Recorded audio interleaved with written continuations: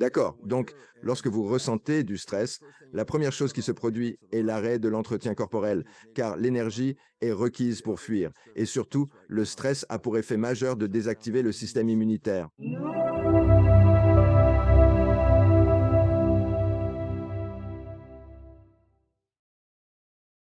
Je suis ravi d'accueillir dans l'émission Bruce Lipton. Comment ça va, Bruce? Je suis un homme heureux, Alex, et je suis tellement content d'être avec toi, mais encore plus avec notre public, parce que nous savons, il y a beaucoup de chaos dans le monde en ce moment. Et ce dont nous avons besoin, c'est de cette force pour prospérer à l'avenir. Pas seulement survivre, mais prospérer. Alors merci de me donner l'occasion d'être ici avec toi. Absolument, mon ami. Et comme je te le disais avant que nous commencions l'enregistrement, je suis un grand admirateur de ton travail depuis de nombreuses années. Il a joué un rôle essentiel dans la façon dont je perçois ma propre existence et dans ma manière de communiquer avec les autres. Et je te le mentionnais, je répète souvent tes citations, tes pensées issues de tes livres depuis des années, et elles sont devenues tellement une partie de mon vocabulaire que ce n'est qu'en faisant des recherches. Pour cette interview, je pense, mon Dieu, c'était vraiment Bruce. Oh Seigneur, c'était encore lui, Bruce. Mon Dieu, je lui dois tant à Bruce. Chaque mot que je dis, tout ce que j'exprime. Et merci, un grand merci. Mais Bruce est étudiant. J'ai téléchargé cela de l'univers m'a montré. J'avais des cellules. Les cellules étaient mon professeur. Et garçon, elles m'ont vraiment appris quelque chose. Je suis si heureux d'avoir ce savoir ici, car comme vous le savez, en l'utilisant, nous pouvons créer une expérience de vie totalement différente sur cette planète, sans aucun doute. Alors, parlons des bases. Les fondements de votre travail résident dans le concept des 7 premières années de vie et de la programmation que nous subissons. Pouvez-vous détailler ce concept? La matrice, par exemple, n'est pas qu'un film, mais plutôt un documentaire. J'ai beaucoup aimé cette perspective que vous avez partagée. Absolument, c'est bien là que réside le cœur du problème. Je pourrais m'étendre sur les cellules, cependant, nous pouvons commencer notre discussion à ce niveau précis. Nous aborderons les cellules à ce niveau. C'est un niveau vraiment important pour cette simple raison. Le cerveau est un processeur d'information. C'est l'ordinateur le plus puissant que les humains aient jamais connu. Et je dis, malgré tout, c'est toujours un ordinateur. Alors, pourquoi? Je dis, regardez, quand vous achetez un ordinateur flambant neuf, vous pouvez rentrer chez vous, appuyer sur le bouton de démarrage, il s'initialise, et là je dis, on va faire quelque chose. Et puis vous vous dites, non, je ne peux pas vraiment faire grand-chose. D'abord, je dois installer des programmes dans l'ordinateur, ensuite je peux l'utiliser. Et là je dis, ah, c'est exactement pareil pour le cerveau. Il s'initialise lors du dernier trimestre de la grossesse avant votre naissance. L'écran est allumé, mais tant que vous n'avez pas téléchargé de programme, vous ne pouvez pas utiliser l'ordinateur. Alors, la nature a conçu les 7 premières années de notre vie. Dernier trimestre de la grossesse, 7 premières années de notre vie. Notre cerveau ne fonctionne pas toujours au niveau de conscience où nous nous percevons actuellement, c'est-à-dire le niveau de conscience actif. En réalité, notre cerveau n'était même pas dans un état de conscience dominant jusqu'à environ l'âge de 7 ans. Alors, je me suis demandé où se situe-t-il? Et j'ai répondu, eh bien, il opère à un niveau un peu plus profond. Vibration. Vibration. Je veux dire, si vous placez des électrodes sur la tête d'une personne, vous pouvez lire l'activité électrique du cerveau. Pendant les 7 premières années, nous sommes sur une vibration encore plus basse que la conscience appelée θ. Θ, c'est l'imagination. C'est pourquoi les enfants de moins de 7 ans peuvent mélanger le monde réel et le monde imaginaire. Ils chevauchent un balai, c'est un cheval. Ils font un goûter. Ils versent rien dans la tasse, boivent rien, et puis disent le meilleur thé du monde. Et je dis, ah, l'imagination, θ. Mais le θ, c'est l'hypnose. Je comprends l'importance, je dis. Après le démarrage de l'écran dans le dernier trimestre de grossesse, il faut installer des programmes sur comment utiliser cette machine. Et je terminerai là-dessus. En fait, la programmation commence avant même la naissance, car la mère nourrit le fœtus avec son sang, la nutrition. Et c'est tout ce qu'on disait à l'époque. Comment devenir une bonne mère? Eh bien, il suffit de bien manger, de prendre des compléments vitaminiques et de faire de l'exercice, et votre sang est bon pour la nutrition parce qu'on pensait que la biologie était contrôlée par les gènes. Donc tout ce que la mère avait à faire, c'était de nourrir le bébé, et les gènes établissaient le programme. Eh bien, c'est totalement faux. Ah! Et maintenant, nous savons que le sang contient plus que de simples nutriments, il contient des informations. Ses émotions, ses sentiments, ses hormones, sa façon de vivre les choses, il passe avec le sang dans le fœtus et influence les mêmes cibles chez le fœtus que chez la mère. Si la mère ne se sent pas en sécurité, le fœtus ne se sent pas en sécurité. Si la mère est heureuse, le fœtus est heureux. Alors, c'est à ce moment-là que commence la programmation. Mais pendant les 7 premières années, quand nous sommes en θ, l'hypnose de θ. Je dis donc, quelle importance? Oui, la nature nous interroge. Regardez combien de règles sont nécessaires pour être membre d'une famille, combien de règles pour faire partie d'une communauté. Je réponds, il y en a des milliers. Je dis aussi, on ne peut pas les graver dans les gènes, en fin de compte. Ces choses changent. Vous pouvez être dans une culture du vent avec ses règles, et ces cultures ont des règles différentes. Alors l'idée est, comment apprend-on les règles de l'endroit où l'on se trouve? Et la réponse est, les 7 premières années, vous êtes en θ, imagination. Mais hypnose, je dis importance. C'est ainsi que nous téléchargeons les comportements pour démarrer. Ce sont les premiers programmes qui sont installés dans l'ordinateur, afin que nous puissions utiliser l'ordinateur. Je dis, que faites-vous alors? Je réponds, vous observez votre mère, votre père, vos frères et sœurs, vous observez votre communauté, et dans un état de θ, le cerveau fonctionne comme un magnétoscope. Il télécharge des comportements. Il télécharge le comportement des autres, et ainsi, espérons-le, leur comportement est en harmonie avec le monde. Maintenant, votre comportement devrait être en harmonie avec le monde. D'accord, après l'âge de 7 ans. Et alors, comme sur un ordinateur, vous pouvez taper sur les touches. Avec la conscience, vous pouvez ajouter ce que vous voulez à l'ordinateur. Donc la conscience est la partie créative de notre esprit. Le subconscient est un disque dur. C'est là que se trouvent les programmes. Et je me dis que c'est très significatif parce que les programmes sont des habitudes. Je pourrais donc affirmer que c'est un esprit d'habitude. Nous avons tous appris à marcher avant l'âge de 2 ans. Et quel que soit notre âge, même à 102 ans, nous continuons de marcher. C'est le même programme que nous avons acquis avant nos 2 ans. C'est une habitude profondément ancrée. Les habitudes ne veulent pas changer, un point sur lequel nous reviendrons dans un instant. Alors, vous adoptez les habitudes de quoi? Comment être membre d'une famille? Comment être membre d'une communauté? Bien sûr, vos enseignants sont alors ces autres personnes. Et si leur vie n'est pas si géniale, devinez quoi? Vous venez tout juste de télécharger un mauvais programme. Parce que les 7 premières années, c'est la période de programmation. Comme vous l'avez dit, Matrix est souvent vu comme un documentaire car il suggère que nous sommes tous programmés. Je prétends que ce n'est pas une simple supposition, mais une vérité scientifique. Chacun est conditionné pendant ces 7 premières années par les influences extérieures. À présent, considérez ceci. L'esprit a 2 fonctions principales. Et là, on se demande, l'esprit. Non, ce sont 2 esprits. Et ce sont des esprits très, très différents. Ils ont des fonctions distinctes et, plus important encore, ils apprennent de manière différente. Alors je demande, quels sont ces 2 esprits? Je dis que l'esprit conscient est la dernière évolution, juste derrière votre front. Et je continue. La fonction de l'esprit conscient vous relie à votre source. Qui êtes-vous? Vous êtes différent dans votre esprit conscient. Aucun esprit conscient n'est identique à un autre. Ce sont des vibrations différentes, des énergies différentes. Donc, l'esprit conscient, c'est moi, ma source. Mon esprit entre réellement par cet endroit. Et je pars. Ainsi, la fonction de l'esprit conscient, c'est la créativité. Et c'est là que les humains se distinguent de tous les organismes inférieurs. Nous pouvons avoir un état d'imagination. Eh bien, si vous pouvez imaginer quelque chose, alors vous pouvez manifester quelque chose si vous pouvez l'imaginer. L'esprit créatif est vraiment merveilleux. Il nous offre cet avantage unique de créer la vie que nous vivons.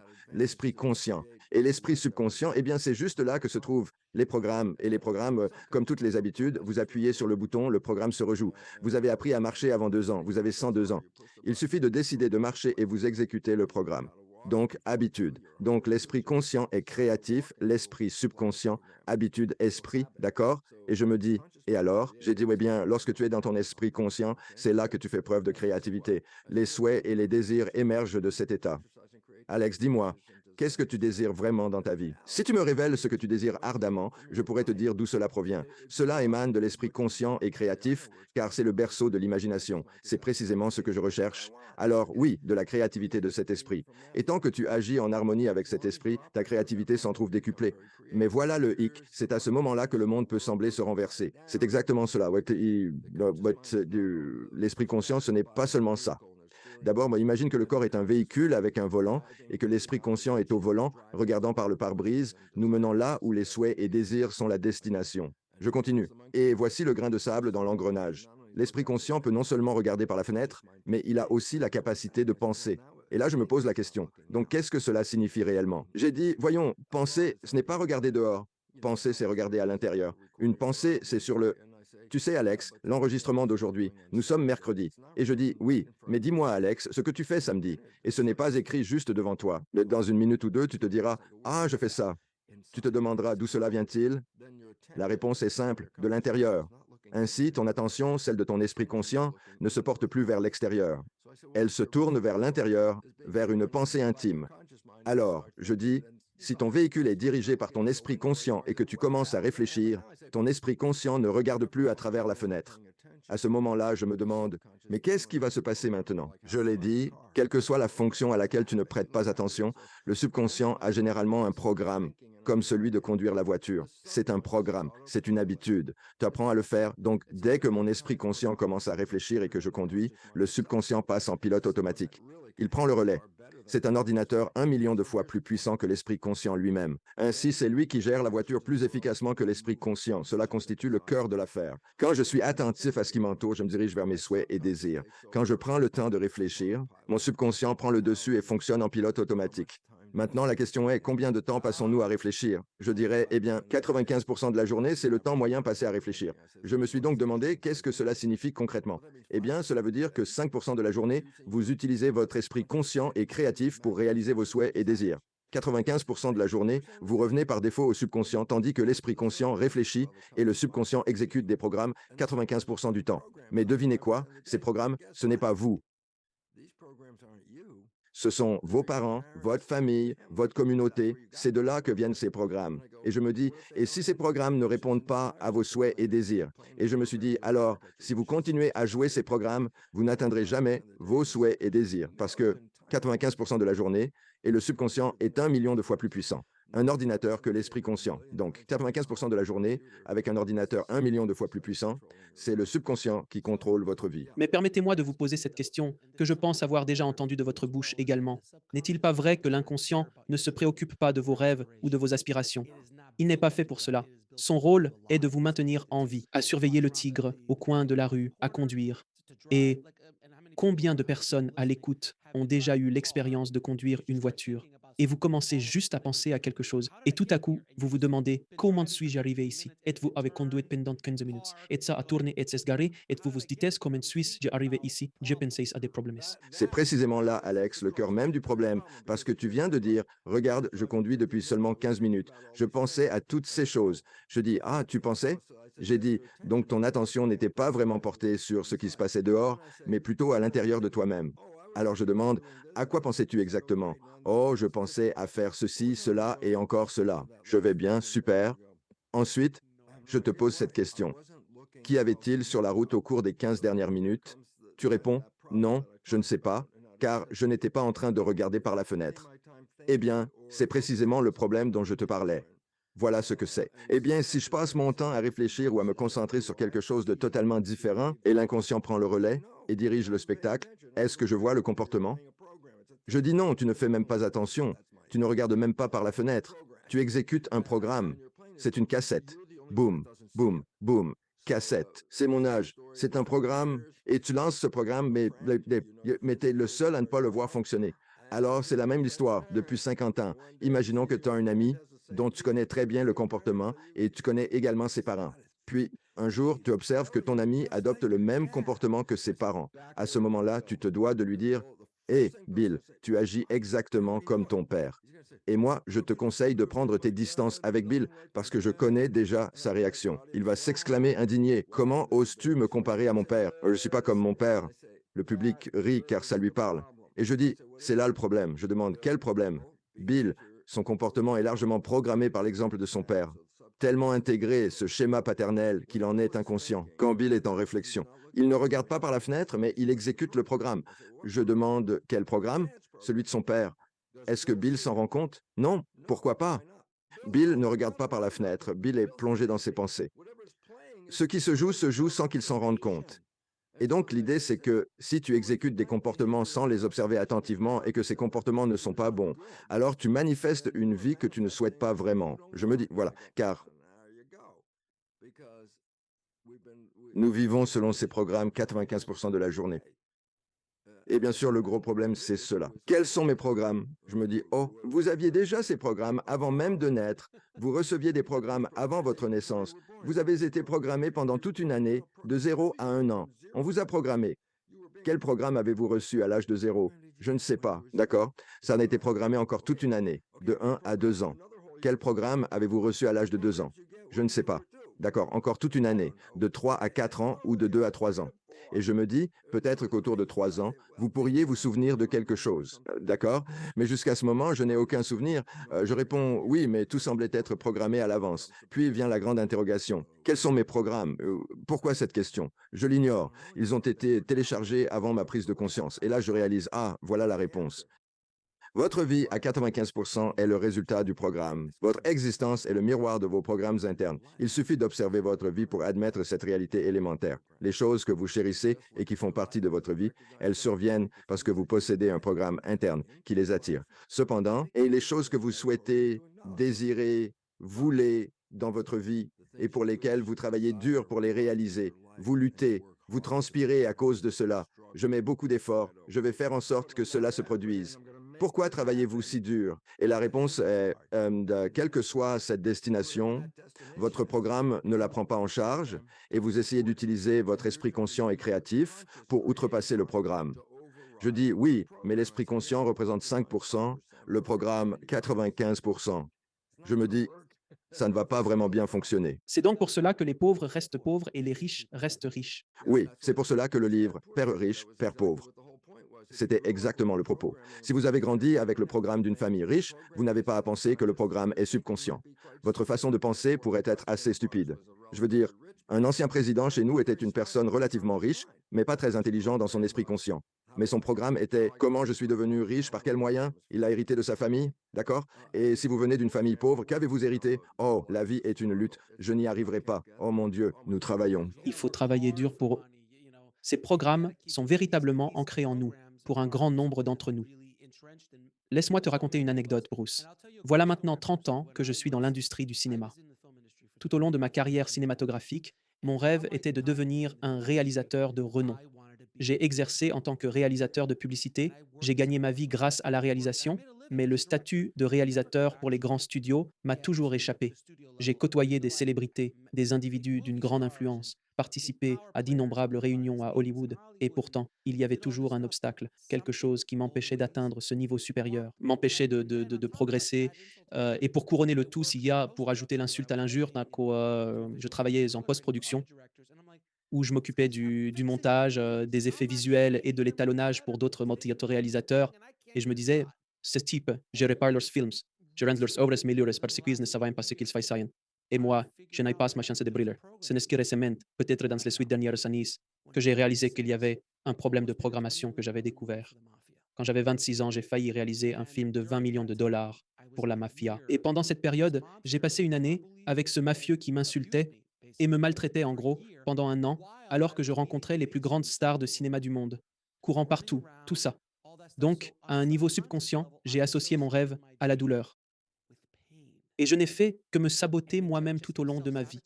Mais alors, quand j'en suis finalement devenu conscient, cela a tout changé et j'ai pu commencer à faire ce que je voulais vraiment faire. N'est-ce pas incroyable? Ouais, ouais, mais ce n'est pas extraordinaire, mais c'est juste la réalité que presque tous vivent actuellement dans le monde. Mais ils vivent avec. Moi, j'ai une vision géniale, des idées formidables, de grands souhaits. Je sais, je suis conscient, mais je ne les réalise pas. Je me demande pourquoi pas? Pourquoi ne pas concrétiser ces idées? Parce que le programme subconscient qui est en fonctionnement 95% du temps ne soutient pas forcément tout ce que tu souhaites. Et si ce comportement te sabote, c'est précisément là que le bas te blesse. Je me demande alors, ai-je saboté ma propre vie? En ai-je été conscient? Est-ce que c'est moi qui ai fait ça? Et je me dis, bah non, cela était inconscient, invisible. Je me dis alors, si je suis réellement cette personne, je viens juste de saboter ma propre vie. Je regarde autour de moi, je me dis, ces gens, c'est eux qui ont fait ça. Et ces gens-là, ils se sont immiscés encore et je dis, tu n'as pas vu? Tu étais à l'origine de tout dès le départ parce que les programmes que tu exécutais, quand tu ne faisais pas attention, te sabotaient. Et tu es le seul responsable, tout comme Bill que n'a pas vu le programme arriver parce que la raison pour laquelle tu exécutais le programme, c'est que tu ne faisais pas attention. Alors, comment peut-on modifier notre subconscient, ce système d'exploitation? Comment pouvons-nous apporter des mises à jour à ce système d'exploitation et reconfigurer certains de ces câblages internes? Vous ne pouvez pas faire ça. Non, je plaisante, vraiment. D'accord, les gens, c'était une plaisanterie, une grosse plaisanterie. Évidemment, si on ne pouvait pas le changer, ce serait une sacrée saloperie d'interview. Votre vie serait ainsi pour toujours. Non. Comme vous le savez, vous pouvez le changer. J'ai dit oui. Comment peut-on le changer? Vous vous souvenez? J'ai dit il y a deux esprits. Le conscient est créatif, il a des souhaits et des désirs. Le subconscient est un disque dur. Avec un programme, je dis l'esprit conscient, étant créatif, peut apprendre de tout.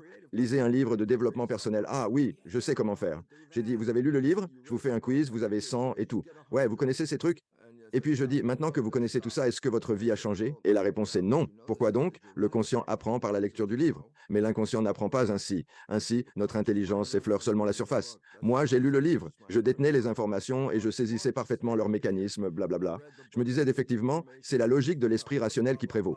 Cependant, je me questionne, est-ce que cela a un impact sur l'inconscient? Je me réponds à moi-même que non, parce que l'inconscient n'assimile pas les choses de cette manière. Si l'on souhaite réellement modifier l'inconscient, il est nécessaire d'implanter les informations selon le processus d'apprentissage propre à l'inconscient. Esprit conscient, créatif, peut apprendre de tout. Tu pourrais simplement te dire, ah, je viens de changer d'avis, je peux le faire, d'accord. Esprit subconscient, habitude, point d'habitude. Il résiste au changement. Si une habitude est altérée, alors, par définition, elle cesse d'être une habitude. Les habitudes ont donc tendance à résister au changement. Néanmoins, nous possédons des habitudes que nous désirons modifier. Alors, comment procéder? Je soutiens que la seule façon de changer une habitude est d'employer la méthode par laquelle elle a été acquise à l'origine. Et quelle est cette méthode? Je vous le dis. Durant les 7 premières années de vie, le cerveau opère à une fréquence inférieure à celle de la conscience éveillée. C'était nommé le θ. Le θ, c'est l'état d'hypnose. Et là, je me questionne, oh, alors quelle action prendre? Je me réponds, eh bien, on ne peut pas juste affirmer, d'accord, je désire entrer en hypnose. L'hypnose appartient à une gamme de vibrations basses qui s'intensifie progressivement au fil de la journée. Puis, lorsqu'on revient du travail, la vibration haute commence à décroître et on glisse vers le sommeil à la vibration la plus faible. Donc, vous traversez une gamme de vibrations différentes pendant que vous dormez, puis vous vous réveillez, restant calme, conscient, concentré, conscient au travail. Et là, je me pose la question, ensuite quoi? Vous rentrez chez vous. Vous vous apaisez, maintenant c'est calme, conscient, et là je me dis quoi? Ensuite, vous vous endormez. Je dis, l'instant où vous vous endormez, la prochaine vibration, vers le bas, c'est la θ. Je dis, c'est l'hypnose. Effectivement, je le fais. Alors, je te dis que chaque nuit, juste au moment où tu commences à t'endormir, ton cerveau passe pour un court instant en état d'hypnose. Il émet des ondes θ. Alors, je dis, qu'est-ce que cela signifie? Eh bien, tu peux mettre des écouteurs ou des bouchons d'oreille et te coucher tout en écoutant un programme qui correspond à ce que tu désires voir se manifester dans ta vie. Je dis, et après, je dis simplement, fais-le juste avant de t'endormir. Et pendant que tu restes éveillé, tu entends probablement une partie du programme, n'est-ce pas? Mais au moment où tu commences à t'endormir, la conscience s'éteint. Elle ne capte plus rien de ce qui est diffusé par le programme. Alors, je me pose la question, que se passe-t-il après? Je réponds, eh bien, l'esprit subconscient est en état d'enregistrement θ. Donc, tout ce qui passe par les écouteurs n'entre pas dans l'esprit conscient, mais est maintenant directement téléchargé dans le subconscient. C'est donc ce qu'on appelle l'auto-hypnose. Il faut répéter ce processus car la durée en θ est relativement courte, avant d'atteindre la vibration la plus basse, le delta, qui correspond au sommeil profond. D'accord? Ainsi, chaque nuit, lorsque tu vas te coucher, juste après que ta conscience s'endorme, il y a une période propice à l'enregistrement. Et ensuite, on met les écouteurs, on lance le programme. C'est ce qu'on appelle l'auto-hypnose. C'est de l'hypnose. Tu l'as fait toi-même, d'accord? Deuxièmement, tu continues d'apprendre des programmes après l'âge de 7 ans. Tu as appris à conduire une voiture. Tu as appris à jouer d'un instrument. Je me dis, comment as-tu fait de cette manière? Et je réponds, par la répétition. L'habitude, c'est l'art de pratiquer une action, de la répéter encore et encore, tellement de fois que notre inconscient finit par l'adopter et se dire, d'accord, j'ai compris le schéma, je l'ai intégré. Et c'est ainsi que ce schéma se transforme en une habitude, tu saisis? Par conséquent, je soutiens que même après l'âge de 7 ans, il est tout à fait possible d'intégrer de nouveaux programmes en s'accoutumant à un nouveau comportement, en le répétant et en le pratiquant de manière assidue. Nouvelle ère. Faites comme si, jusqu'à ce que cela devienne vrai. Je me demande, que signifie réellement cette expression? Supposons que vous ne soyez pas heureux, mais que vous désiriez l'être. Alors, je suggère de faire semblant. Tout au long de la journée, répétez autant que possible, je suis heureux.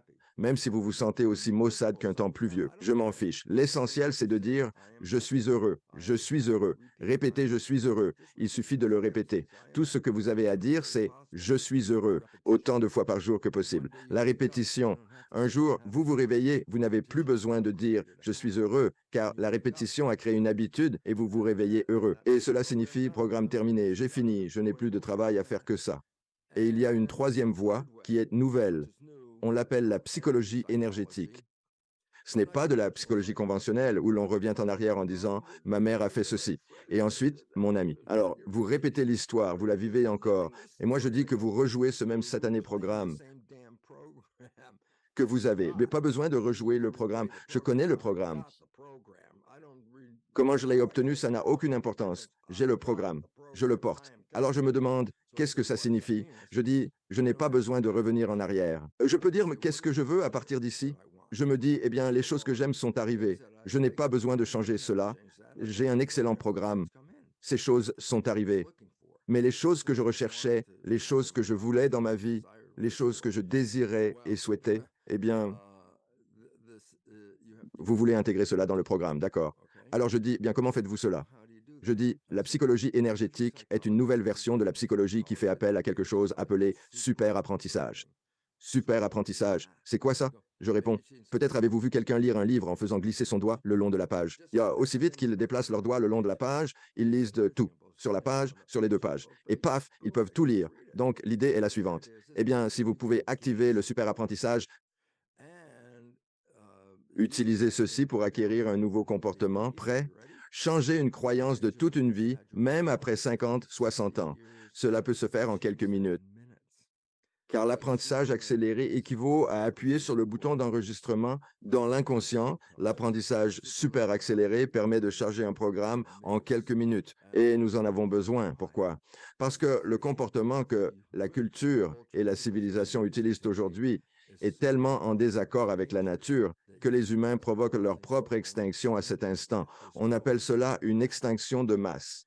Les scientifiques de la NASA nous ont déjà dit que la civilisation industrielle, celle dans laquelle nous sommes, fait face, et je tiens à souligner cela, car c'était précisément dans le titre de leur rapport. Et j'ai dit, nous faisons face à un effondrement irréversible de la civilisation dans les prochaines décennies. Eh bien, nous le voyons en ce moment même. La civilisation ne fonctionne pas. Le chaos qui règne sur la planète est un signe évident que ça ne marche pas ainsi. Et si nous ne changeons pas, alors nous faisons face à notre propre extinction. Et donc cela explique pourquoi ta question précédente était si importante, Alex. C'est que si je veux changer, je dois modifier 95% de mon comportement. Je dis que c'est le subconscient. Et je demande comment faire. Eh bien, nous venons de passer en revue les 3 méthodes pour y parvenir, juste pour aider les gens. La psychologie énergétique. Sur mon site web brucelipton.com, sous la rubrique ressources, j'ai listé 25 différentes modalités de psychologie énergétique avec une petite description et un accès à un site web pour en savoir plus. Donc, si cela vous intéresse, brucelipton.com vous offrira l'opportunité de découvrir 25 différentes modalités de psychologie énergétique. Permettez-moi de vous poser une question, car lorsque vous évoquez l'état θ dans le contexte de l'auto-hypnose, une pratique qui n'est pas récente, l'auto-hypnose étant connue depuis longtemps. Est-il possible d'expérimenter un processus similaire en méditation? Car, si je comprends bien, en méditation, on peut aussi accéder à l'état θ directement, sans nécessairement passer par l'état delta, mais il existe également d'autres zones. Je ne les connais pas bien. Je pense que les moines bouddhistes s'y enfoncent de plus en plus profondément. Pourriez-vous expliquer, est-ce que c'est possible? Ouais, c'est tout à fait possible. L'idée, c'est que vous n'avez pas besoin de vous endormir avec cette réalité, mais vous voulez vous fatiguer, parce que se fatiguer signifie que je lâche prise sur le processus actif, je le laisse partir. Et c'est pour cela qu'à l'origine, lorsque l'hypnothérapie a été introduite, l'hypnothérapeute avait une montre au bout d'une chaîne, et il la faisait balancer d'avant en arrière en disant, vous vous fatiguez, vous vous endormez, et vous regardez cet objet. Et devinez quoi? Cela diminuait votre activité cérébrale vers le niveau θ pour que l'hypnose puisse prendre effet juste là. Donc, vous n'avez pas besoin de vous endormir. Mais c'est un processus à réaliser et c'est tellement crucial parce que c'est l'une des méthodes les plus rapides pour réécrire les programmes de votre vie. Pouvez-vous nous expliquer ce qu'est l'effet lune de miel? Oui, je suis tellement un personnage qui le vit depuis les 28 dernières années. De quoi? Me réveiller chaque jour en me disant, mec, le paradis sur Terre, ouais, le monde est fou, il est en chaos, pas mon monde. Non, je ne touche pas à cela. Ma conscience ne me plonge pas dans ce domaine, car je n'ai plus ce programme en moi. Alors, j'ai demandé, qu'entends-tu exactement par programme et chaos? Je fais référence au célèbre film Matrix que la majorité des gens ont vu et qui est considéré comme un classique de la science-fiction, est en réalité un documentaire, comme tu l'as mentionné plus tôt. Je demande qu'est-ce que tu veux dire? Je dis, eh bien, le postulat du film est que tout le monde a été programmé. Je rétorque que ce n'est pas un postulat, c'est une réalité. Nous avons tous été programmés. Il est impossible que tu sois ici si tu n'as pas reçu ce programme. Et donc, dans le film, ils expliquent que tu as la possibilité de prendre la pilule rouge pour sortir du programme. Que signifie l'expression sortir du programme? Eh bien, cela se produit typiquement quand les gens tombent amoureux. C'est comme prendre la pilule rouge. J'ai demandé, tu veux dire quoi? Qu'a changé? Je dis, c'est ça. Arrête de trop réfléchir. Et restez présent, ce qui signifie que vous maintenez votre esprit concentré sur le moment présent, sans vous laisser distraire par des pensées du passé ou des anticipations du futur, vous demeurez ancré dans l'instant présent. Cela implique que vous cessez de penser. Et je dis, et alors? Et je dis, la seule raison pour laquelle les programmes qui ont terrorisé votre vie, c'est précisément parce que vous pensiez. Donc, si vous arrêtez de penser, alors vous cessez de jouer le programme. Je dis, oui, mais si vous ne jouez pas le programme, alors qu'est-ce qui prend le contrôle? Et j'ai dit, l'esprit conscient, le subconscient, c'est le programme. Vous n'allez pas le convoquer. Alors, vous allez fonctionner à partir de l'esprit conscient. Je dis, c'est quoi ça, les souhaits et les désirs? Je dis, alors, que pensez-vous qu'il se passe quand vous tombez amoureux? Je dis, vous et votre partenaire, vous ne pensez plus, vous êtes présent. Je dis, et alors? Eh bien, vous ne créez plus la vie à partir de ces programmes problématiques. Maintenant, vous créez la vie à partir de souhaits et de désirs. Je dis, que croyez-vous que deux personnes font lorsqu'elles se mettent à créer des souhaits et des désirs ensemble? Lune de miel. Je dis, c'est l'expérience de la lune de miel, le paradis sur Terre. Je dis, le paradis sur Terre est toujours là. Le problème est, si vous pensez et que vous fonctionnez par défaut sur des programmes subconscients, alors vous ne contrôlez plus rien. À présent, c'est le programme qui contrôle tout. Et alors, vous n'avez plus le paradis sur Terre, car la plupart des programmes sont dévalorisants, autodestructeurs et limitatifs. Alors je me dis, waouh, si j'arrête de penser, je n'active pas les programmes, et ma vie devient alors faite de souhaits et de désirs, et je me dis, absolument, lune de miel. Et je ne pouvais pas y arriver parce que, rappelez-vous, depuis près de 50 ans, comment ai-je acquis mes programmes de base? J'ai observé mon père. Je me dis, et alors? Et j'ai réalisé que mon père et ma mère avaient une relation très dysfonctionnelle. Et je me demande que qu'est-ce que j'ai téléchargé? Le dysfonctionnement dans les relations. Et pendant plus de 4 décennies, chaque fois que je rencontrais quelqu'un et que les choses semblaient pas bien commencer, comme si tout était parfait, mon subconscient, en un très court laps de temps, injectait de mauvais programmes. La personne qui était à ce moment-là mon partenaire commençait à penser que cela ne l'intéressait pas vraiment. Et comme ça, toutes mes relations s'évaporaient en fumée. Mais ensuite, quand j'ai commencé à saisir le problème, j'ai pris la décision de reprogrammer mon subconscient. Vous comprenez? Lorsque j'ai reprogrammé mon subconscient, l'aspect le plus important était que je l'ai reprogrammé pour aimer, pour être heureux, pour générer de la joie, des souhaits, des désirs. Alors, devinez quoi? Maintenant, mon esprit, au lieu de porter le programme dysfonctionnel de mon père, fonctionne avec le même programme que mon esprit conscient. Mes souhaits et mes désirs sont maintenant intégrés au programme. Voici donc la partie vraiment géniale. Si je ne réfléchis pas, mon esprit conscient façonne la vie avec des souhaits et des désirs. Mais à présent, si je réfléchis, mon esprit subconscient construit ma vie selon quel programme de souhaits et de désirs. Soudainement, je réalise que je n'ai jamais, par défaut, quitté la période de lune de miel. Elle était toujours présente, parce que c'était soit que je le vivais en temps réel, conscient ou je suis donc constamment en train de créer des souhaits et des désirs. Et maintenant, 28 ans se sont écoulés après une période de 50 ans durant laquelle je n'ai pu maintenir aucune relation.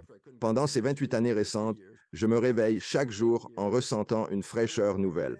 Je suis toujours en lune de miel. C'est une lune de miel perpétuelle que je vis sur cette planète, ce qui ne signifie pas que tout est parfait.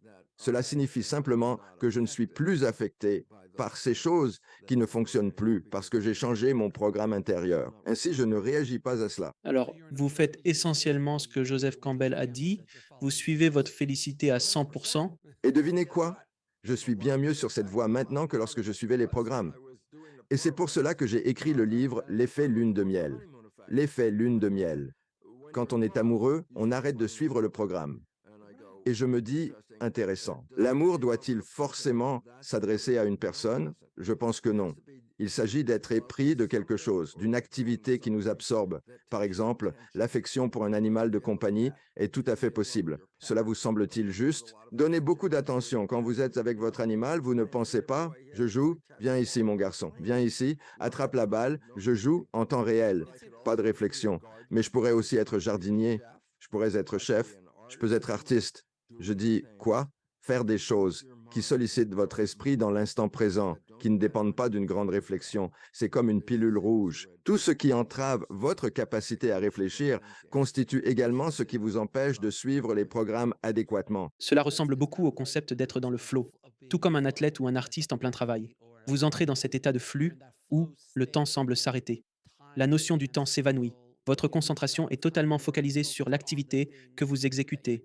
Et c'est une expérience commune aux artistes, aux athlètes, mais aussi aux chefs cuisiniers lorsqu'ils sont plongés dans leur art culinaire. Les scientifiques font exactement la même chose, absolument.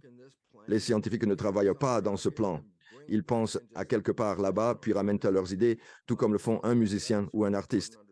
Donc, oui, c'est une compréhension vraiment importante, c'est que lorsque vous êtes engagé dans des choses que vous appréciez tellement que vous gardez votre attention dessus en ce moment précis plutôt que de faire quelque chose tout en pensant à autre chose, je dis non, vous gardez votre attention bien concentrée.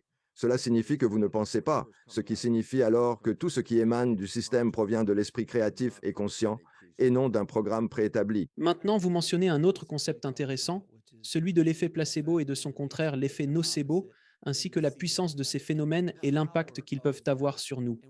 Pourriez-vous développer davantage sur ce sujet? Oui, beaucoup de gens disent ça. Oh, cette idée de la pensée positive, ça ne fonctionne pas. J'ai eu beaucoup de pensées positives et rien ne s'est vraiment concrétisé.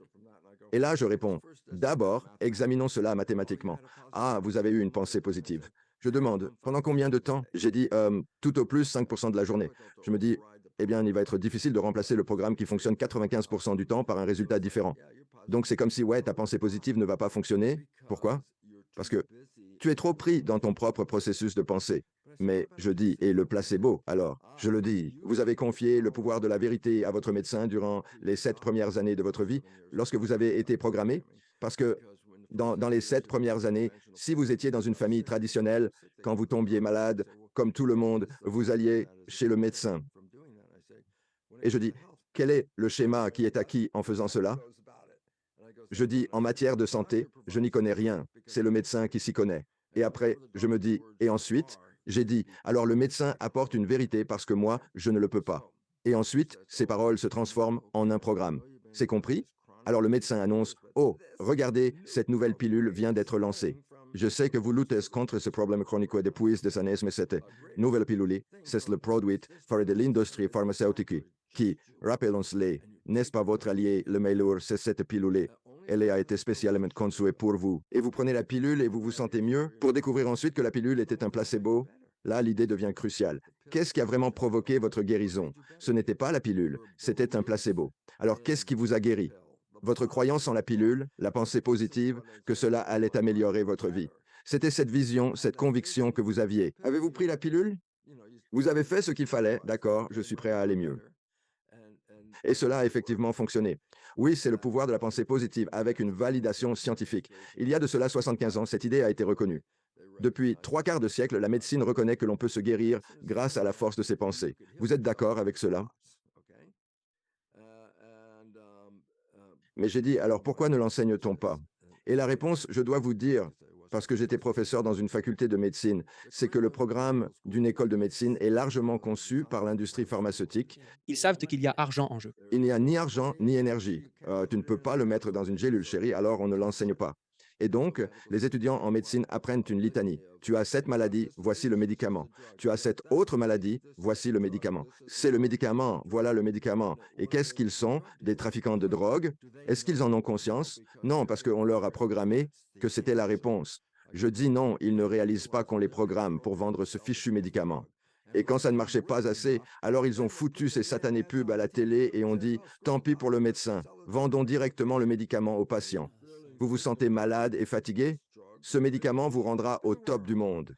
Et vous prenez ce médicament et tout le monde est content, jusqu'à ce qu'il y ait des fuites anales et une possession. Parmi tous les avertissements, peut provoquer des fuites anales, peut entraîner la mort, peut causer du stress mental, chacun. Euh, Parmi ces choses, ils les appellent effets secondaires.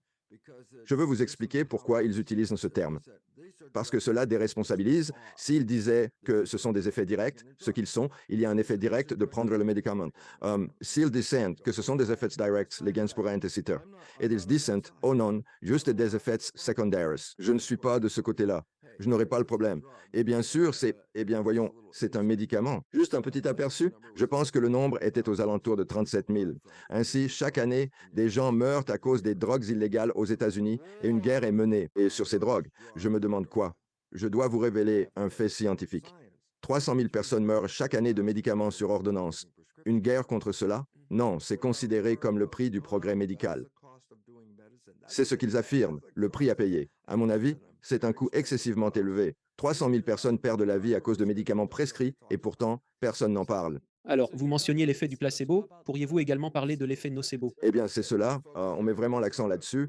Tout le monde discute de la pensée positive, du positif encore et toujours du positif. Cependant, je constate que personne ne s'attarde sur les répercussions de la pensée négative. Comme vous l'avez dit, en médecine, on appelle cela une pensée négative. Non, Sibo, c'est une pensée négative. Et moi, je pense, et alors, c'est le cœur de notre question, chers interlocuteurs. La pensée positive et la pensée négative ont une puissance égale dans le contrôle de votre vie. Elles possèdent la même force. Si la pensée positive peut vous guérir de n'importe quelle maladie, la pensée négative peut en provoquer une. Vous pouvez même mourir simplement parce que vous croyez que vous allez mourir. Alors je dis, tiens, on ne parle jamais de la pensée négative. Je pense qu'il le faudrait, parce que plus de la moitié de nos pensées quotidiennes sont négatives. Ouais, 70% ou quelque chose comme ça. Oui, tu te contentes de répéter encore et encore ces pensées négatives. Pensées négatives. Je pense que cela ne contribue pas à ta bonne santé, mais plutôt cela te rend malade. Et personne ne parle de l'aspect négatif. Et puis ils se disputent sur la pensée positive. Moi, je dis, la science, mes chers amis, est le fruit de la conscience. Moi, personnellement, je prône la science. Je vous en prie, prêtez l'oreille. La physique quantique représente la branche de la science la plus valide sur notre planète. J'affirme cela en me basant sur le fait que toutes les prévisions théoriques formulées par la physique quantique, bien avant qu'elles ne soient expérimentalement vérifiées, se sont avérées d'une précision absolue. En termes de précision, la physique quantique apporte plus de perspicacité que tout autre. Qu'en est-il de sa pertinence? Principe numéro 1, la physique quantique est essentielle. Notre conscience est le créateur de notre expérience de vie, et soudain une prise de conscience. C'est exactement ce sujet qui fait débat depuis tant d'années. Oui, des années. Nous avons discuté, que ce soit de la pensée positive ou de la pensée négative. J'ai proclamé haut et fort, c'est la conscience qui façonne notre vécu. À cet instant, je me dis, il est temps d'admettre cette vérité. Si vous êtes le créateur de vos expériences de vie, pourquoi ne pas créer un paradis quotidien sur Terre? Je me le demande et réalise que vous n'utilisez pas cette conscience créatrice 95% du temps. Vous opérez plutôt avec une conscience programmée, automatique, qui vous détourne de l'idéal. Alors oui, c'est bien cela, nous créons cela. Nous le créons. Tout comme l'histoire de Bill lorsque il l'a dit. Que voulez-vous dire? Je suis comme mon père, parce qu'il ne peut pas voir. Il est le seul à ne pas voir ce comportement qui se manifeste. Et en réalité, nous sommes tous Bill dans cette histoire. Et bien sûr, la pertinence de tout cela, c'est que nous ne vivons pas la vie que nous désirons réellement. Nous vivons la vie pour laquelle nous avons été conditionnés. Et je ne suis pas le premier à faire cette remarque, Alex. Je veux dire, regarde les jésuites, cela fait 400 ans qu'ils partagent cette vérité avec leurs fidèles. Et les fidèles n'ont jamais vraiment saisi le sens profond de leurs paroles. Qu'est-ce qu'ils ont donc dit? Ils ont proclamé, confiez-moi un enfant jusqu'à l'âge de 7 ans et je vous dévoilerai l'homme qu'il deviendra. Voilà 400 ans qu'ils répètent en cette assertion. Je me demande, qu'est-ce qu'ils savaient vraiment? Si j'ai la possibilité de façonner les 7 premières années d'une vie, alors 95% du parcours de cette personne sera dicté par ce conditionnement initial. Alors, confiez-moi l'enfant pour seulement 7 ans. Après cela, automatiquement, 95% de leur existence résultera du programme que je leur ai transmis. C'est alors que l'École catholique a intervenu, déclarant, si nous devons programmer, faisons-le avec notre programme. Mais aujourd'hui, la programmation est bien plus encore plus significative que celle à laquelle les jésuites auraient jamais pensé. Je veux dire, vous avez un bébé à peine capable de marcher qui se promène avec un iPad, vous voyez le programme. C'est un programme, n'est-ce pas? Voilà. Mhm. Et je le dis, oui, nous sommes programmés bien plus efficacement que ce que les jésuites auraient imaginé. Nous sommes conditionnés et ces conditionnements nous ôtent de notre pouvoir. Ainsi, nous ne créons pas la vie que nous souhaitons. Nous concrétisons les programmes qui nous ont été inculqués pour nous priver de notre pouvoir véritable, Mhm. sans le moindre doute. Maintenant, le travail que vous avez réalisé avec les cellules est en quelque sorte le fondement de beaucoup de ce dont nous avons parlé. Pourriez-vous parler de ce que vous avez découvert avec vos recherches sur les cellules souches et vos recherches cellulaires en laboratoire, et également de la réaction de l'establishment? Eh bien, d'accord. À l'époque, j'enseignais aux étudiants le programme conventionnel qu'on appelait le déterminisme génétique, qui est exactement ce que le terme indique. Les gènes déterminent les traits de votre vie. Donc, nous parlions de la manière dont les gènes s'activent et se désactivent et contrôlent les traits de votre vie. L'importance est, pour que vous le sachiez, vous n'avez pas choisi vos gènes de naissance et vous ne pouvez pas les modifier si le caractère ne vous convient pas. Le fait qu'ils s'activent et se désactivent de leur propre initiative. Moi, je conditionnais les gens à penser que les gènes déterminent leur existence, qu'ils sont simplement victimes de leur hérédité. Le cancer est courant dans ma famille, donc je suis convaincu que je vais également l'avoir. Pourquoi les gènes? Il y a une petite digression ici. Il n'y a pas de gène qui cause le cancer. Aucun gène au monde ne cause le cancer. Les gènes sont corrélés avec le cancer. J'ai demandé qu'est-ce que cela signifie. Je dis, ils ne l'ont pas initié. Ce qui a été initié, c'était une disharmonie dans la conscience qui a créé une disharmonie dans la physiologie qui s'exprime ensuite sous forme de cancer. Les cellules cancéreuses ne sont pas la cause du problème. Elles en sont le résultat. C'est pourquoi, lorsque les gens utilisent la radiothérapie et la chimiothérapie et qu'ils veulent tuer les cellules cancéreuses, qui sont indiscernables de ce que nous appelons les cellules souches, sujet sur lequel je n'ai même pas encore parlé. Les traitements contre le cancer tuent autant les cellules saines que les cellules cancéreuses, n'est-ce pas? Mais les cellules saines qui sont détruites sont celles qui vous maintiennent en vie, les cellules souches. Donc, vous pouvez mourir de n'importe quel traitement contre le cancer, même si vous n'avez pas ce foutu cancer. Et l'idée, c'est que, mince, comment cela affecte une personne qui a un cancer? Je dis qu'elle était déjà malade avant que ce poison n'entre en elle. Et j'ai dit que ça l'a aggravée. D'accord, revenons en arrière. D'accord, donc l'idée, c'est que les cellules souches sont dans votre corps. Et j'ai dit, bah, que sont les cellules souches? J'ai dit, eh bien, quand tu te regardes dans le miroir, tu te vois comme une entité unique. Voilà le beau Alex qui se regarde dans le miroir en se disant, ouais, je suis Alex, une entité unique, je suis plutôt cool et tout. Et je dis, mais Alex, c'est une méprise, parce que tu n'es pas une entité unique. Par définition scientifique absolue, tu es une communauté de 50 billions de cellules. Les cellules constituent l'unité fondamentale de la vie. Tu es une communauté composée de cellules. Ton corps en abrite environ 50 billions. Et je fais, et alors? Et je réplique, sache que chaque minute, tu perds des millions de cellules. Et je m'exclame, mon Dieu, eh bien, combien de temps puis-je vivre si je perds des millions de cellules chaque minute? Je dis, eh bien, une durée de vie très courte, boum, tu épuises tes cellules, boum, c'est fini. Mais non, au sein de votre communauté de 50 billions de cellules, ben, il y a des cellules qu'on appelle des cellules souches. Et je dis, c'est quoi une cellule souche? Je réponds, pour être honnête, juste avant votre naissance, si je faisais une biopsie et que je vous montrais une lame sous microscope en disant, vous voyez cette cellule? Je dirais, c'est une cellule embryonnaire. Et vous dites, ouais, d'accord, je ne suis pas encore né. C'est une cellule embryonnaire, j'ai compris. J'attends une minute après votre naissance, je fais la même biopsie, j'observe la même cellule, je demande qu'est-ce que c'est? Je réponds, c'est une cellule souche. Je dis, je croyais que c'était une cellule embryonnaire. J'ai dit que oui, mais l'essentiel, c'est que maintenant tu es né. On ne peut plus parler de cellules embryonnaires après la naissance. Maintenant, on l'appelle cellule souche. Les cellules souches sont des cellules embryonnaires. Quelle est leur fonction? Remplacer les centaines de milliards de cellules qui meurent d'ici la fin de la journée. Et si vous vous demandez, ai-je des cellules souches? Je peux vous donner une réponse très rapide si vous regardez cette émission. Des cellules souches, n'est-ce pas? Parce que sans elles, vous ne seriez pas en vie. Donc, nous avons tous des cellules souches. Et là, je me dis, donc, la partie importante de cela, c'est que j'enseigne aux étudiants que les gènes contrôlent la vie. Mais je travaille avec des cellules souches. Je prends une seule cellule souche, je la place dans une culture où elle est toute seule. Elle se divise toutes les 10 heures, 10 heures, 12 heures. Alors, il commence avec une cellule, ensuite j'en ai 2, puis 4, après j'en ai 8, puis 16, puis 32. Elle double toutes les 10 heures. Alors je réfléchis, qu'est-ce que j'obtiens à la fin de la semaine? J'ai 30 000 cellules dans ma boîte de pétri et c'est cela le plus important. Elles proviennent toutes d'une cellule mère. Donc cela signifie que j'ai 30 000 cellules génétiquement identiques. Et je me demande quelle était mon expérience. J'ai pris ces cellules, je les ai réparties dans 3 boîtes de pétri, 10 000 cellules dans chaque boîte, et mes toutes les boîtes contiennent des cellules génétiquement identiques. Et puis je me demande qu'est-ce que fait dans mon laboratoire. Je dis, eh bien, nous faisons scruter les cellules dans un milieu de culture. Je me questionne, c'est quoi donc cela? C'est un liquide dans lequel les cellules existent. Je vais vous donner un indice, nous y reviendrons. Le milieu de culture est une version de laboratoire du sang. Si je cultive des cellules humaines, je me demande de quoi est fait le sang humain.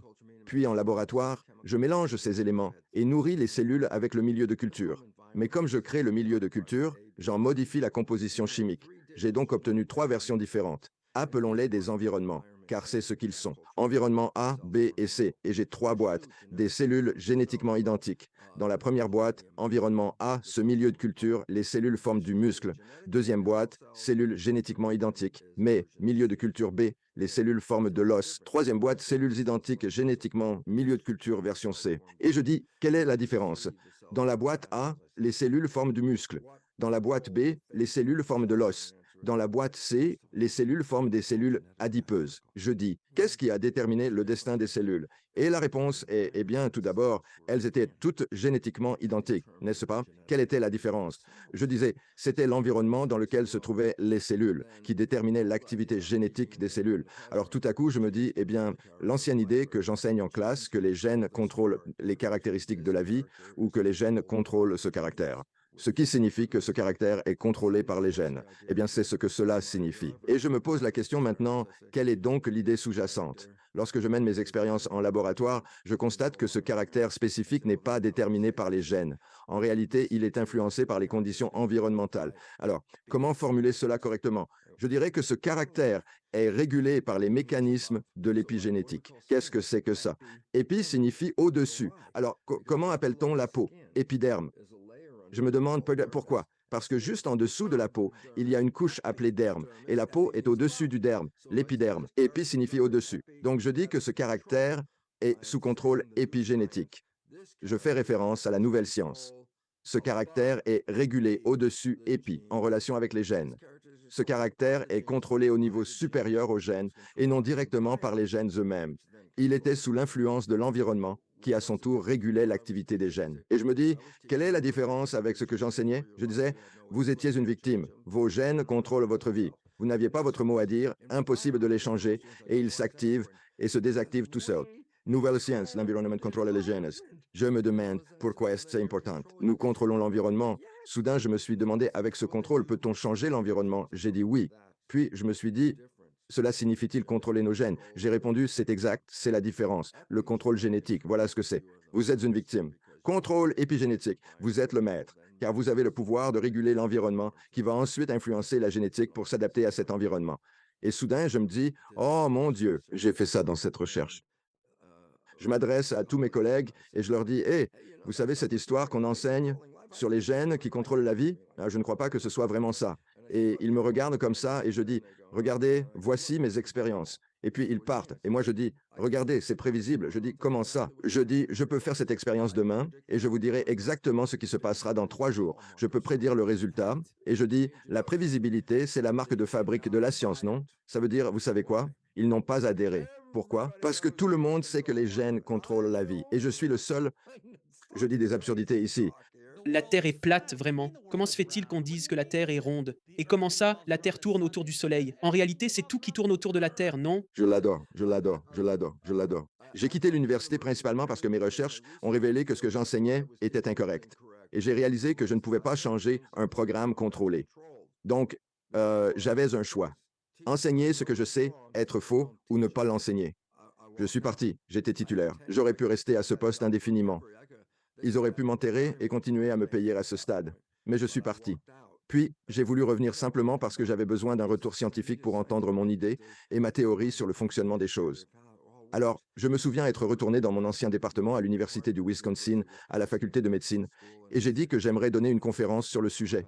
Et ils ne voulaient pas vraiment m'écouter. Pourquoi? Parce que j'étais professeur titulaire et j'ai claqué la porte. Je ne suis pas forcément le bienvenu pour revenir. Politiquement, c'est pas très bon.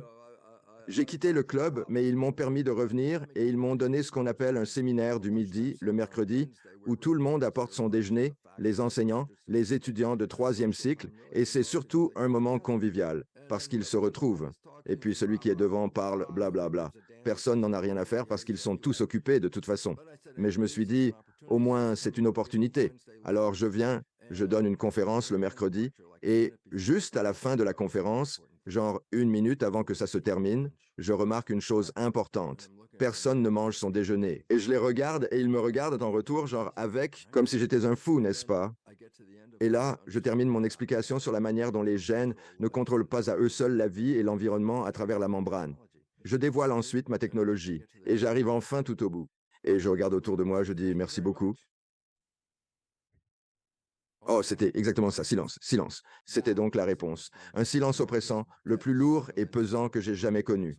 Ils étaient tous simplement assis là, immobiles, me regardant fixement. Aucun mouvement. Puis, soudain, un homme situé au fond de la salle, je m'en souviendrai toujours, un homme du côté gauche se mit deux fois. Puis mais tout le monde s'est mis à le regarder, et c'est à ce moment-là qu'il a baissé les mains. Et puis ils se sont levés et ont quitté la pièce. Oh mon Dieu. Je me suis retrouvé seul dans la pièce, pensif. Peut-être suis-je fou. Pourquoi? Les fous se croient toujours dans le vrai. J'ai dit ça et ils se sont tous enfuis, tous mes anciens collègues, tout le monde. Personne n'est resté dans la pièce. Je me suis retrouvé seul dans une pièce et j'ai dit, je pense que je pourrais être fou. Je suis revenu sur mes pas, je suis retourné là où j'ai obtenu mon doctorat, et il y avait un biologiste cellulaire de classe mondiale là-bas, Lenny Reben, un type vraiment au top. Et je lui ai dit, écoute, Lenny, laisse-moi te parler de mon idée, parce que dis-moi où je me trompe pour que je puisse l'abandonner. Je ne veux pas être fou. Dis-moi simplement où je me trompe. Alors je lui raconte ma théorie sur l'environnement qui contrôle les gènes, et il reste là, assis, et il me dit, eh bien Bruce, ce n'est pas ce qu'on pense. Je réponds, je sais bien que ce n'est pas ce que vous pensez. Je veux savoir ce qui ne va pas. C'est trop simpliste. J'ai éclaté de rire. Maintenant, je suis prêt pour la camisole de force. Voilà le gars. Il dit, c'est trop simple. J'ai commencé à rire aux éclats, et là, il me regarde un peu comme si, ce mec est fou, d'accord? Et je m'arrête, et je dis, assez longtemps. Lors de ma première semaine en master, je me suis remémoré une notion que vous m'aviez autrefois inculquée. Il s'agit du rasoir d'Occam. Ce principe énonce que parmi les hypothèses, la plus simple est souvent la plus plausible et devrait être envisagée en premier lieu. Face à cette simplicité, j'ai donné mon assentiment. Un grand merci à vous. Ensuite, je suis revenu à la réalité en me disant, quel concept formidable. Parce que même le responsable du département de biologie cellulaire n'a pu émettre la moindre objection. Avec l'idée, sauf que c'était trop simple. Et là, je me dis, génial. Et il m'a fallu des années pour vraiment l'assimiler, puis écrire un livre là-dessus et tout le tralala. Mais finalement, cela est devenu l'épigénétique est maintenant un domaine. En 1990, j'avais déjà fait ça en 1967. Ça faisait 23 ans avant leur reconnaissance. Je le savais. Vous étiez perdu dans le désert. Qu'est-ce que c'est? Vous étiez dans le désert pendant 23 ans. Oui, mais je n'ai jamais arrêté de rechercher, me disant, bon, je vais continuer. Je vais prendre mon idée et continuer à l'explorer.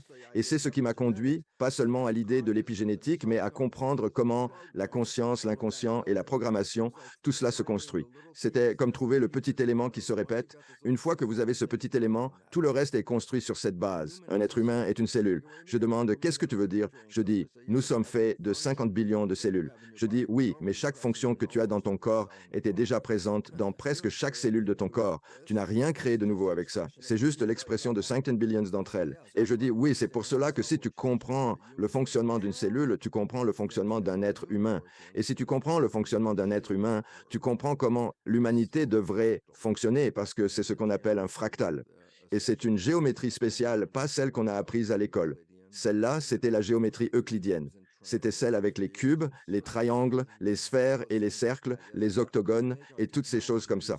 Ouais, on crée notre technologie en utilisant ce type de géométrie, mais tu ne peux pas l'utiliser pour créer la nature, tu ne peux pas en faire un arbre, tu ne peux pas en faire une montagne.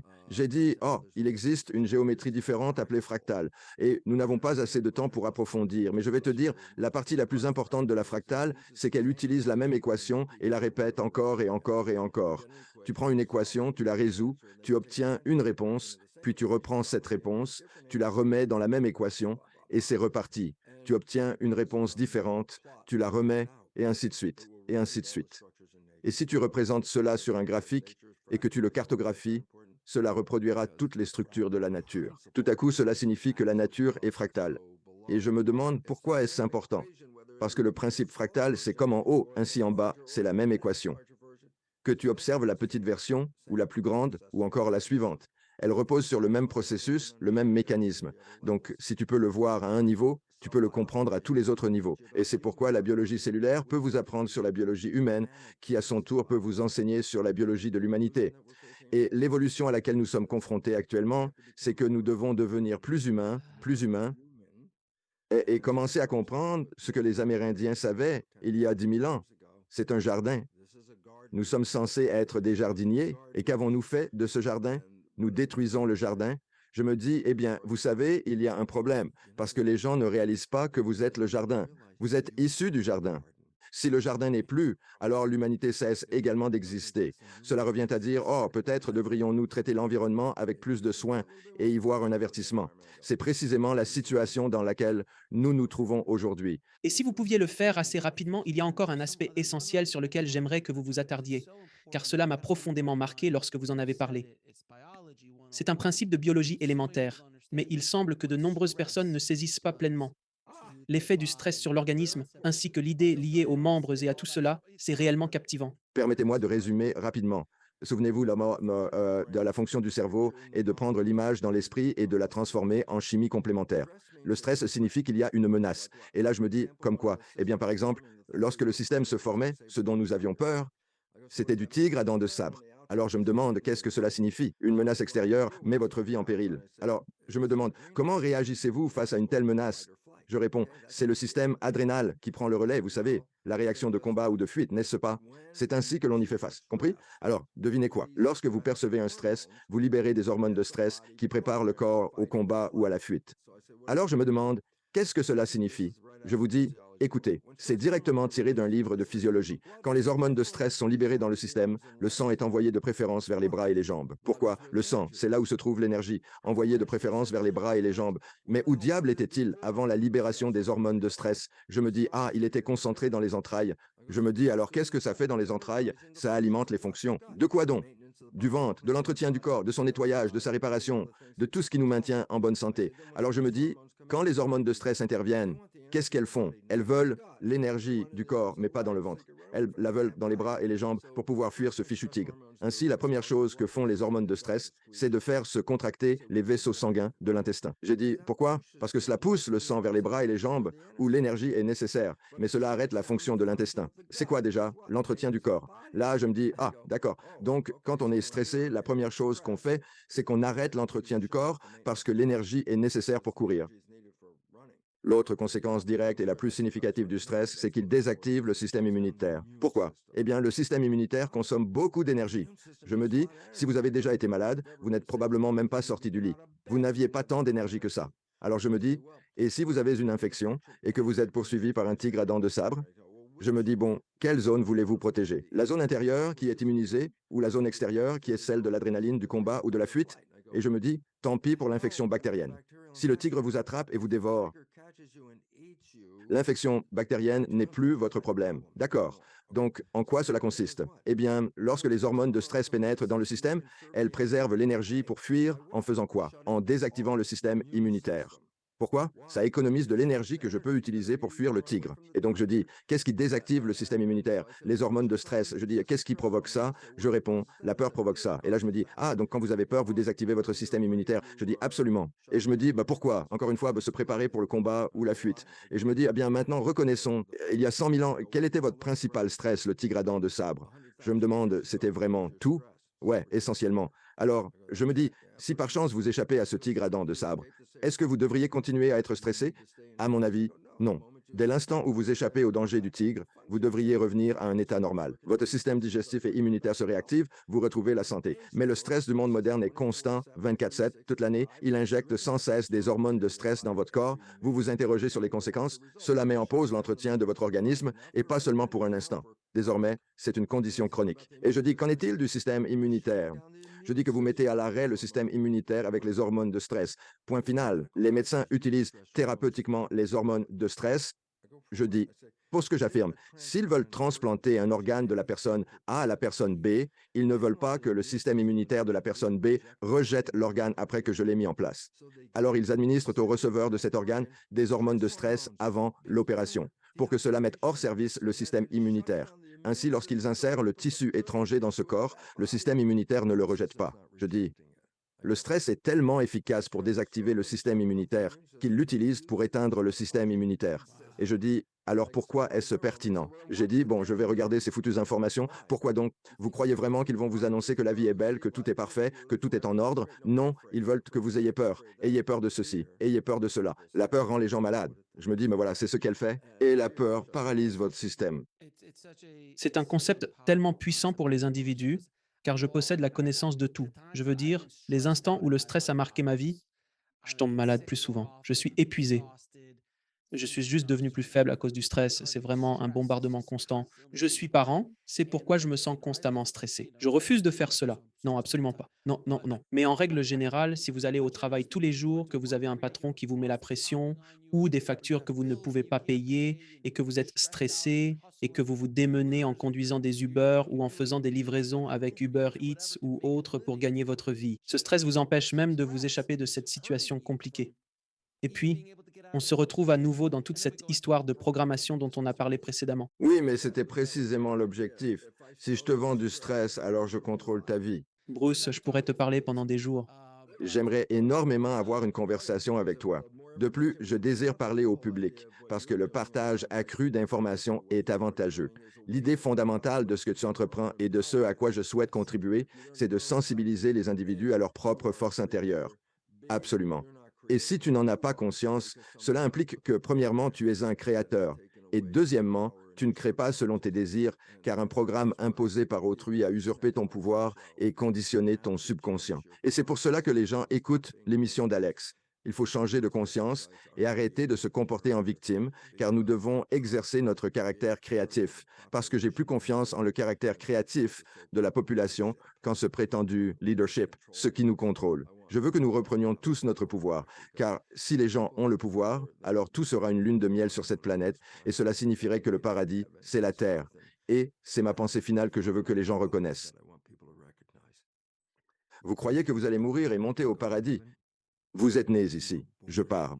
Pourquoi serait-ce au ciel? Je dis, c'est ici que vous êtes venus créer tout ce que vous désirez. Alors je demande, pourquoi cela ne fonctionne-t-il pas? Parce que, je le crains, la partie créative de votre cerveau, celle qui est consciente, n'est pas aussi active que vous le pensez.